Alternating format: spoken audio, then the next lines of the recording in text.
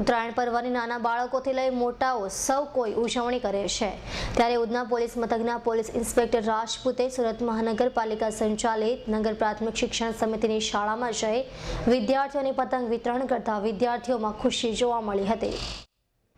ઉત્તરાયણ પર્વની નાના બાળકોથી લઈ મોટા સૌ કોઈ ઉજવણી કરે છે। જો કે આજના મોંઘવારીના સમયમાં કેટલાક માતા પિતા પોતાના વહાલ સોયા બાળકોને પતંગ અને દોરી અપાવી શકે તેટલા રૂપિયા ન હોવાના કારણે બાળકો નિરાશ થાય છે।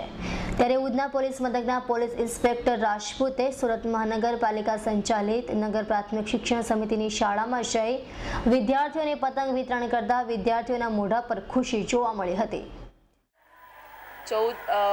14 તારીખ અને 15 તારીખ એટલે કે સુરતમાં ઉત્તરાયણ જે ધામધૂમથી ઉજવાય છે તેના અનુસંધાનમાં અમારા નગર પ્રાથમિક શિક્ષણ સમિતિના બાળકો શાળા નંબર 197 શ્રી પરીક્ષિતલાલ મજમુદાર નગર પ્રાથમિક શાળા મીરાનગર ઉધના ખાતે અમારા બાળકોને ઉધના પોલીસ સ્ટેશનના અધિકારીશ્રીઓ દ્વારા પતંગનું વિતરણ કરવામાં આવ્યું।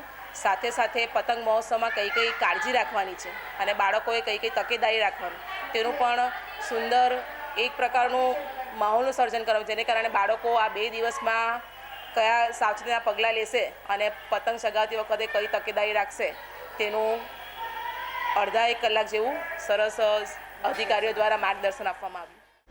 મોંઘવારી એટલી હદે વધી રહી છે કે ગરીબ પરિવારોને 2 ટકનો રોટલો પણ માંડ નસીબ થાય છે। ત્યારે ઉધના પીઆઈ રાજપૂત જેવા અધિકારીઓ પોતાના ખર્ચે બાળકોની ખુશી આપે છે તે એક સરાહનીય વાત છે। Bureau report S9 news Surat.